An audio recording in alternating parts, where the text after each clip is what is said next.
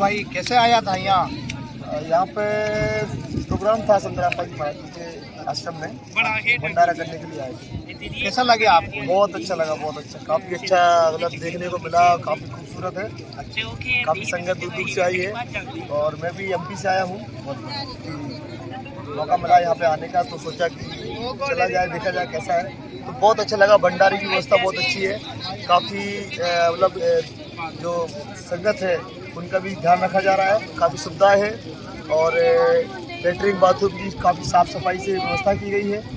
आप देख रहे होंगे यहाँ पे सभी जगह मैट बिछा हुआ है, जो कि किसी का मतलब पैर भी गंदा नहीं हो सकता, इतनी साफ़ सफाई से व्यवस्था की गई है संत रामपाल जी महाराज जी के आश्रम में। अच्छा, आपने जो भंडारे में क्या क्या खाया था? यहाँ भंडारे में क्या क्या लिया था प्रसाद रूप में, वो हमें थोड़ा बताओ। भंडारे की तो बात आप बिल्कुल ना करें, क्योंकि भंडारे में तो हर दिन कुछ ना कुछ नया ही मिला है, सब्जी से लेके हर चीज़, जैसे लड्डू राम, जलेबी राम, बर्फी राम, हर चीज़ में राम लगाते हैं पहली बात तो। दूसरी बात, सब्जी हर घंटे में बदल जाती है, हर घंटे में सब्जी कुछ ना कुछ बदलती रहती है। कभी कभी तो कड़ी राम बन जाती है, फुल्का राम, पूरी राम, जैसा व्यक्ति है वैसा उसको भंडारा कराया जा रहा है। कोई बुजुर्ग है उसको फीका फुल्का राम चाहिए तो फीका मिलता है, सूखा फुल्का राम चाहिए सूखा फुल्का राम मिलता है। अच्छा, अब उसी बात पे आते हैं कि जैसे संत रामपाल जी महाराज ने जैसा ज्ञान बताया पूरे विश्व में, सारा जितना धर्मगुरु है जी, ये उनका क्या कहना है? देखिए, बहुत सारे भारतवर्ष में धर्मगुरु हैं, लेकिन संत रामपाल जी महाराज जी का जो ज्ञान है वो बिल्कुल अद्भुत है, अलग है।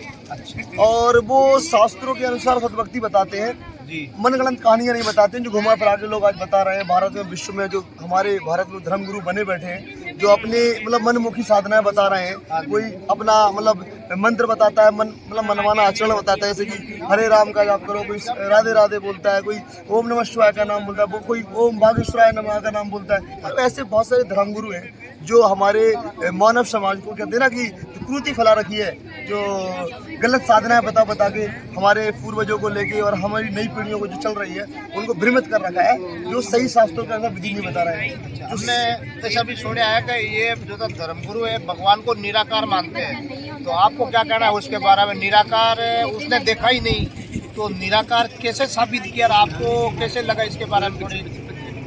देखिए, मैंने काफ़ी संतों के भी प्रवचन सुने हैं और संत रामपाल जी महाराज जी का भी प्रवचन सुना हुआ है, सत्संग जो होता है। तो संत रामपाल जी महाराज जी के सत्संग में एक ही बात निकल के आती है कि संत रामपाल जी महाराज कोई भी बात बताते हैं प्रमाणित बताते हैं, हर एक चीज़ को प्रमाणित यानी 6 प्रमाण देते हैं। कहीं ना कहीं आप उसको समझे गहराई से, एक प्रमाण से नहीं तो दूसरे प्रमाण से समझे। वेदों को लेके, गीता को लेके, सभी शास्त्रों को लेके और प्राणों को लेके उन्होंने ग्रंथों को खोल के दिखाया है। बात ये आती है कि हमारा आज का समाज पढ़ा लिखा है, अगर हम आज भी अपने ग्रंथों को खोल के नहीं देख रहे हैं और समझ नहीं रहे हैं, तो हमारा धिक्कार है हमें अपने जीवन में पढ़ा लिखा होने का, कि आज हम अपने सदग्रंथों को खोल के नहीं समझ रहे हैं और पढ़ नहीं पा रहे हैं जो हमें पढ़ाया गया। अगर हम मान लेते हैं, चलो जो संत हमें बता रहे हैं, हमारे जो भारत के जो संत धर्मगुरु हैं, मठाधीश हैं और मंडलेश्वर हैं, जो हमें बताते हैं साधनाएं, ये तो हम उनकी बात माने, ग्रंथों को अलग साइड पर रख दें तो ग्रंथ हमारे लिए झूठ माने जाएंगे। लेकिन वो ग्रंथ हमारे हजारों साल से चले आ रहे हैं, कहीं ना कहीं वो ग्रंथ एकदम सही है, लेकिन इन्होंने हमें जो साधनाएं बताई हैं अपने मन माना आचरण करने के लिए और अपनी दुकानें खोलने के लिए, अपनी तारीफ करने के लिए हमें छुपा के रखा है जो असली ज्ञान था, जो किया संत रामपाल जी महाराज जी ने अपने सत्संगों में सभी शास्त्रों को, सदग्रंथों को, गुरु ग्रंथ साहिब, गीता, वेद, पुराण, बाइबल, सभी धर्म ग्रंथों को, ज्ञान को, ग्रंथों को खोल के जनता में उजागर किया है। और संत रामपाल जी महाराज जी ने ये भी बताया है गीता। हाँ जी, जैसे बात कर रहे थे अपने जो जितना संसार के व्यक्ति आदमी है वो देवी देवता को मानते हैं, फिर शांति क्यों नहीं मिल रही उसके? देखिए जी, शांति कहाँ से मिलेगी जब हमारी साधनाएं अगर सही नहीं है, ठीक नहीं है, हमारा रास्ता ही ठीक नहीं है, मार्ग से ठीक नहीं है, तो हमें सुख नहीं मिल सकता। क्योंकि गीता में भी इसमें प्रमाण बताया है संत रामपाल जी महाराज जी ने। गीता अध्याय 16 श्लोक 23 में ये लिखा है, जो साधक, जो भक्त होता है, जो साधक अपनी इच्छा से मनमाना आचरण करता है, यानी शास्त्रों की विपरीत चलता है, मनमुखी साधना करता है, जैसे कि कई धर्मगुरु हमारे भारतवर्ष में देखा जा रहा है आज टाइम में, अपने मनमुखी साधना, जैसे कोई बताता है कि हरे राम का जाप करो, राधे राधे का जाप करो, ओम नमः शिवाय का जाप करो, तो ये मनमुखी साधना है। बल्कि गीता में ऐसा कहीं भी लिखा भी नहीं है।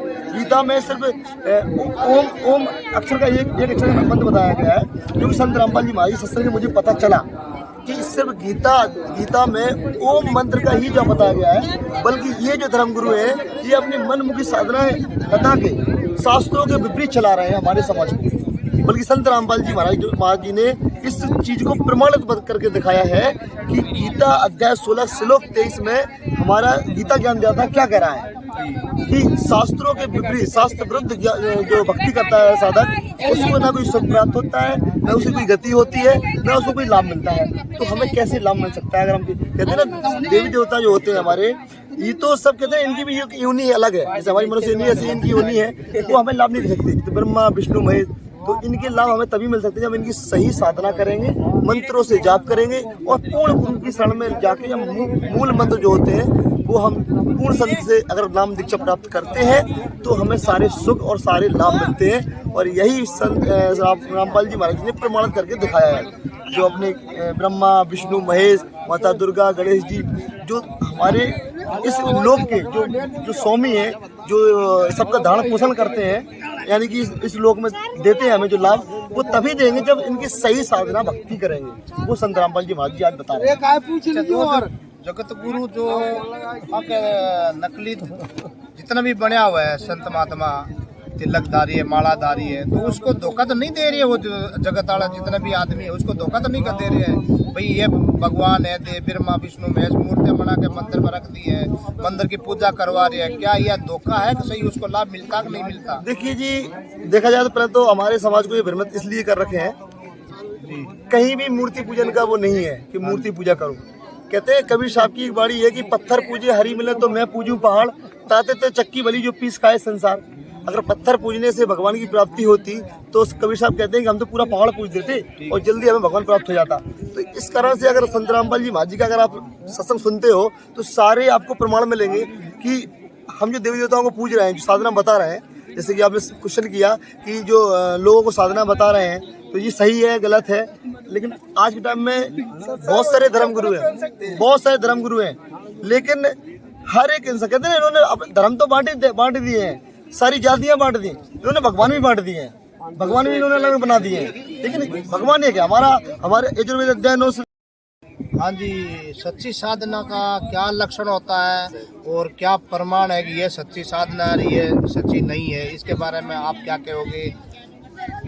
देखिए, सच्ची साधना जैसे कि संत रामपाल जी महाराज जी के सत्संग से हमने ये सुना है कि सच्ची जो साधना होती है ना, साधक को जो प्राप्त हो जाती है, वो सभी शास्त्रों से, ग्रंथों से प्रमाणित होनी चाहिए।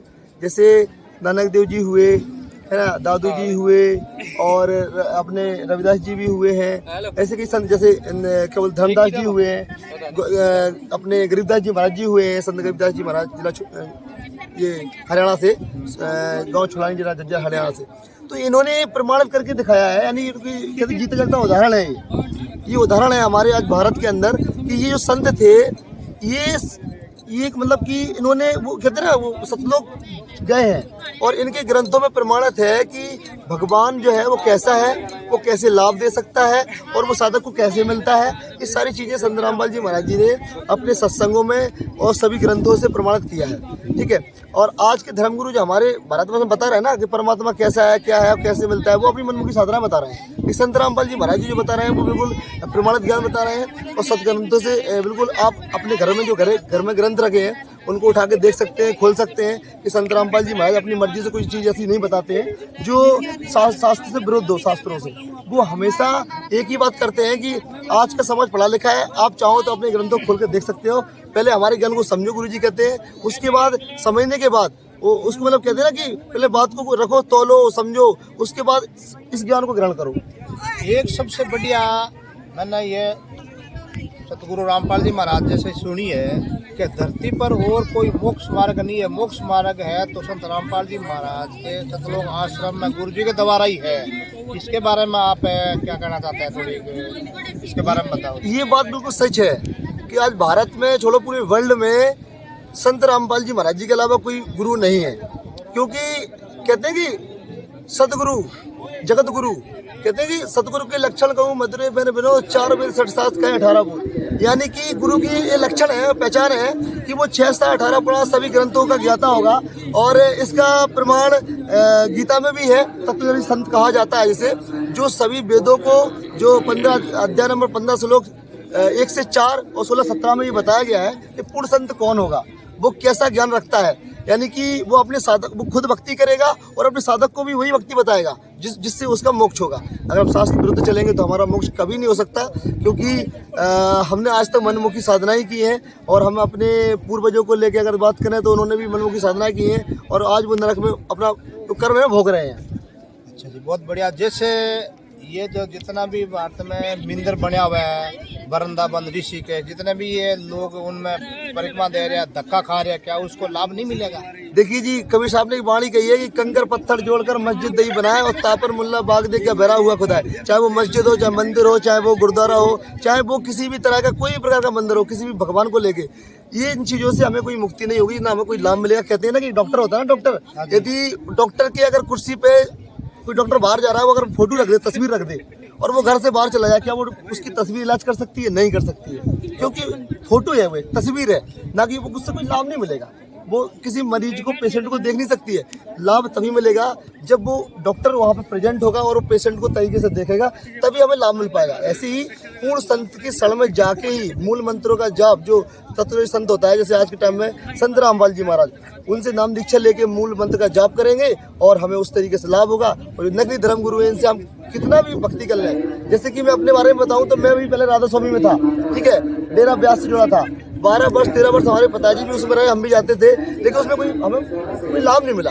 फिर भी हम देवी देवताओं को पूछते थे, भूत बाधा हमारे परेशान करती थी, लेकिन जब संत रामपाल जी महाराज जी से नाम दीक्षा ली, उस दिन से हमें कोई भी समस्या नहीं आई। यानी कि कहते ना कि भक्ति में अगर शक्ति है, अगर हमारा सच्चा गुरु हमारे साथ है और हमारा सच्चा परमात्मा हमारे साथ है, तो हमें लाभ ही लाभ होंगे। कभी कहते हैं भगवान क्या होता है, भगवान हमेशा हमें सुख देता है, कभी वो लाभ मतलब हानि नहीं करता। हानि करता है सिर्फ, जैसे ये लोक है, इस लोक का जो भगवान है, जिसे काल लोक ज्योति निरंजन कहा गया है, ये हमें खाता है, ये हमें जिंदा भी मारता भी है और हमें मतलब कहते